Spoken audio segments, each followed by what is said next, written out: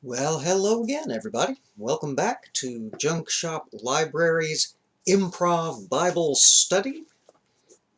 The Bible Study where we make fun of the Bible. We will be looking today at the 17th chapter of Exodus, which, as I mentioned last time, is real short, and I have no real idea what's in it. So let's jump right in.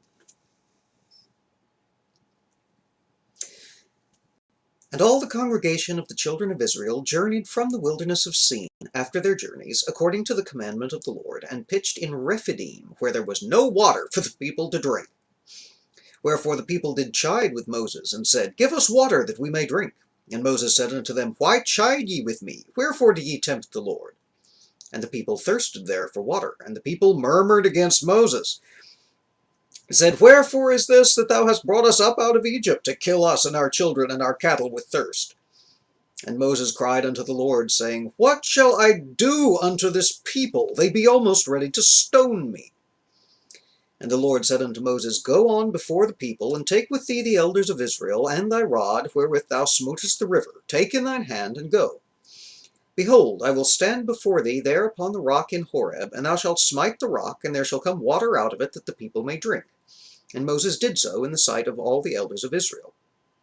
And he called the name of the place Massah and Meribah, because of the chiding of the people of Israel, and because they tempted the Lord, saying, Is the Lord among us or not?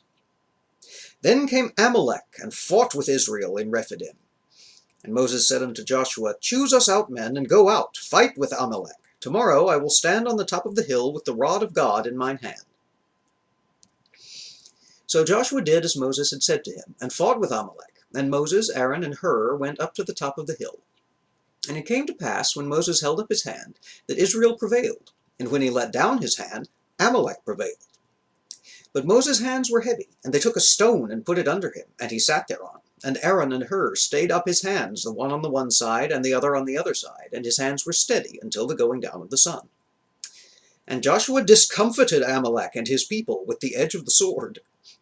And the Lord said unto Moses, Write this for a memorial in a book, and rehearse it in the ears of Joshua, for I will utterly put out the remembrance of Amalek from under heaven. And Moses built an altar, and called the name of it Jehovah Nissi. For he said, Because the Lord hath sworn that the Lord will have war with Amalek from generation to generation. And that's Exodus 17.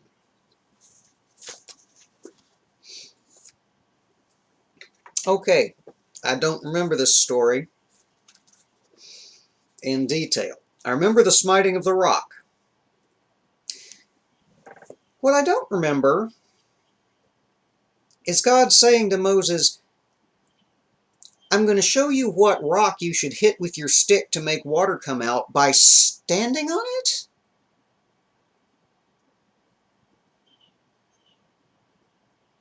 I thought God was one of these, thought you couldn't look on the Lord lest you die. Unless, of course, he comes to you in the guise of a wrestling person at a river, or a traveler hell-bent on destroying the town next door,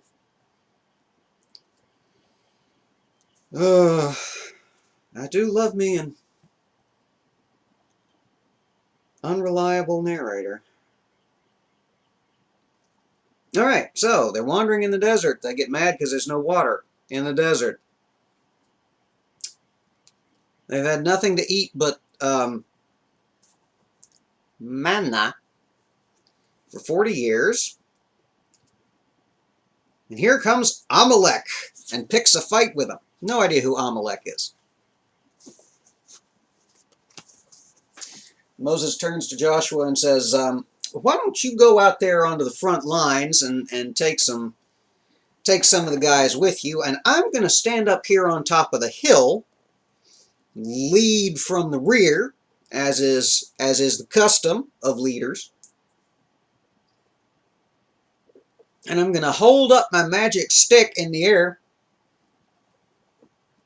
you know, the one that I hit the river with and made dry land, and hit the rock and made water. Well, I'm going to hold it up in the air and make victory. And he does. Then he gets tired and he puts down his hand. And Amalek begins to prevail. And this happens a couple of times. And finally, Joshua and Hur make him a stool out of a rock. Say, prop yourself up, old man, and here, prop your arms on our shoulders.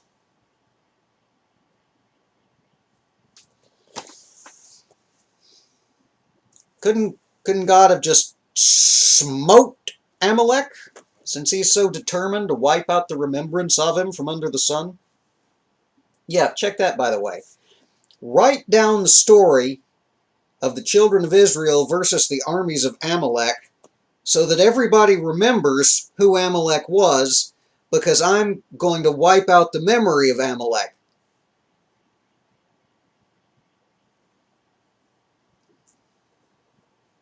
I mean, you could argue it around to where it makes sense, but you'd have to do a little contortioning.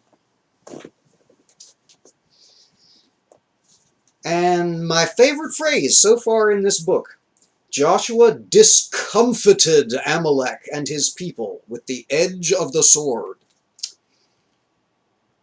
Discomfited with the edge of the sword.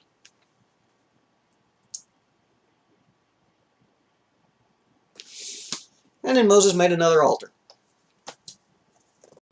All right. Well, since that one was short, and I don't really have anything else to go with it, I think we'll just let this one be short. Show me your appreciation for not making a 15-minute video out of a 15-verse chapter by throwing me those thumbs up and leaving your happy comments in the comments below. As always, if you're not subscribed yet, poke the terribly overexposed Pope. We'll figure out the lighting scheme in here one of these days. And anything you've missed so far in Exodus will be in the playlist down here. Y'all take care, be safe, and we will see you again soon for chapter 18, which I didn't even glance at as I was closing out today, so we'll just be surprised together. See you again soon.